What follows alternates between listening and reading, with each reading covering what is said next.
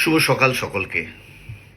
গতকাল মন্তেশ্বরে পশ্চিমবঙ্গের ক্যাবিনেট মন্ত্রী সিদ্দিকুল্লাহ চৌধুরীকে নিয়ে যে ঘটনা ঘটেছে সেই বিষয়ে কিছু আলোচনা করতে চাই। আমি শুধু বলতে চাই যে সিদ্দিকুল্লাহ চৌধুরী পরে উনার বিবৃতিতে বলছেন যে উনার হাতে নাকি 1200 মাদ্রাসা আছে, 400 জামিয়াত উলামার অফিস আছে। হ্যাঁ, আপনি ঠিক বলছেন, তবে আমার যেন মনে হয় আপনি ওগুলোকে মিস ইউজ করেছেন। তাই আমি পশ্চিমবঙ্গের যে সমস্ত মাদ্রাসা কমিটি আছে, মাদ্রাসা শিক্ষক আছেন এবং বড় বড় পদে যারা বসে আছেন তাদের উদ্দেশ্যে আমি বলবো, আপনারা মাদ্রাসা চালান বিশেষ করে সাধারণ পাবলিকের দানের পয়সা, জাকাত হোক, সদকা হোক বা দান হোক, সেই পয়সাই। সুতরাং মাদ্রাসা চালানোর জন্য সিদ্দিকুল্লাহ চৌধুরী বা আপনারা নিজেরা নিজের ঘর থেকে পয়সা দেন না। আমিও দেখেছি, আমি ভারতবর্ষের স্বর্ণকার সমাজের সাধারণ সম্পাদক, সর্বভারতীয় সাধারণ সম্পাদক। আমি দেখেছি কালেকশানের জন্য পশ্চিমবঙ্গ থেকে মাদ্রাসার হজরতরা লাইন লাগিয়ে দেন বিভিন্ন ভিন রাজ্যে, আর আমরাও দিল খুলে আল্লাহর ওয়াস্তে দান করি। তাই আমি আপনাদের সামনে বলবো, সিদ্দিকুল্লাহ চৌধুরী মেন ম্যাটার নয়।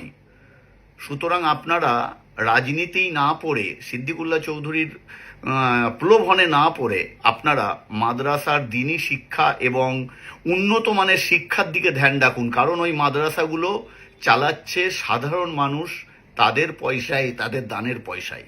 সুতরাং যদি আপনারা গন্ডগোল করেন তাহলে কিন্তু আমাদেরও গন্ডগোল করতে বাধ্য করবেন আপনারা। দ্বিতীয় প্রশ্ন, সিদ্দিকুল্লাহ চৌধুরী মহাশয় বলছেন যে ওনার 400 জামিয়াতের অফিস আছে। হ্যাঁ আছে, আপনি সেটাকেও মিসইউজ করেছেন। কারণ আপনি জামিয়াতের জন্যও কালেকশন করেন এবং সেখান থেকে খরচা করেন। আপনি গভর্নমেন্টের মন্ত্রী হয়ে প্রমাণ দেখাতে পারবেন না যে কোনো দিনই, কোনো মাদ্রাসার, কোনো মক্তবের, জামিয়াতের একটু উপকার করেছেন বা সরকারের কাছ থেকে কিছু হেল্প করিয়ে দিয়েছেন, এটা আপনি প্রমাণ করতে পারবেন না। তবে হ্যাঁ, এই মাদ্রাসা এবং এই জামিয়াত থেকে হয়তো আপনি বা আপনার পরিবার কিছু ইনকাম করেছে, এটা সত্য, প্রমাণ হয়ে যাবে। যাই হোক, আমি এই বিষয় নিয়ে কারোর নামে বিরোধ করে বা কারোর নামে একটা দোষ দিতে চাচ্ছি না। আমি খালি বলতে চাচ্ছি যে রাজনীতির জায়গায় থাকুক। আর মাওলানা সিদ্দিকুল্লাহ চৌধুরী, আপনি নিজের দমে রাজনীতি করুন।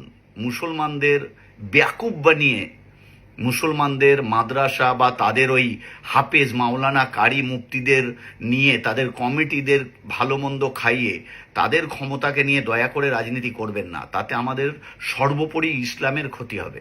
আমি সকল ধর্মগুরুদের উদ্দেশ্যে বলবো, ধর্মকে ধর্মর জায়গায় থাকতে দিন না, আর রাজনীতিকে নিজের দমে রাজনীতি করুন। তাহলে দেখবো আপনারা কত রাজনীতিবিদ।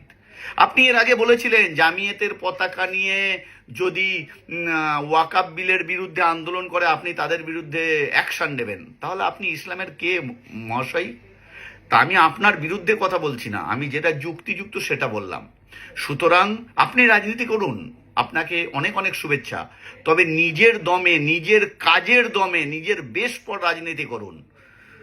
মুসলিম সম্প্রদায়ের কিছু ধর্মগুরু এবং কিছু মাদ্রাসা কমিটি, কিছু মসজিদ কমিটি, কিছু ইমাম কমিটি, কিছু জামিয়াতের কমিটিকে আপনি মিসইউজ করে, ব্যবহার করে আপনার রাজনীতির ফায়দা তোলার চেষ্টা করবেন না। কারণ মানুষ এখন অনেক বুদ্ধিমান হয়েছে।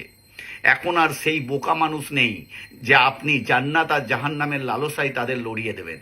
বর্তমানে মুসলিমরাও এখন শিক্ষিত হতে চলেছে, তারা শিক্ষার দিকে যাচ্ছে, তারা যুক্তি দিয়ে বিচার করে। সুতরাং আপনাকে অনেক অনেক মোবারক। তবে দয়া করে ধর্মের বিষয়ে আপনি কোনো কথা বলবেন না, কারণ ধর্ম আপনার একার নয়। মাদ্রাসার বিষয়ে কিছু বলবেন না, ওটা আপনার একার নয়।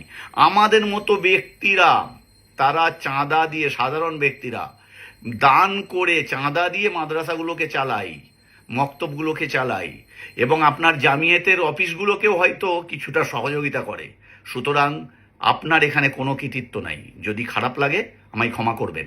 আর সমস্ত মুসলিম সম্প্রদায়ের কাছে অনুরোধ করব, যদি মনে হয় আমি ভিডিওটা ঠিক বলছি তাহলে সচেতন হয়ে যান এবং ধর্মকে ধর্মের জায়গায় থাকতে দিন আর রাজনীতিকে রাজনীতির জায়গায় থাকতে দিন। ধন্যবাদ। সকলে সুস্থ থাকুন, ভালো থাকুন, এই কামনা করি।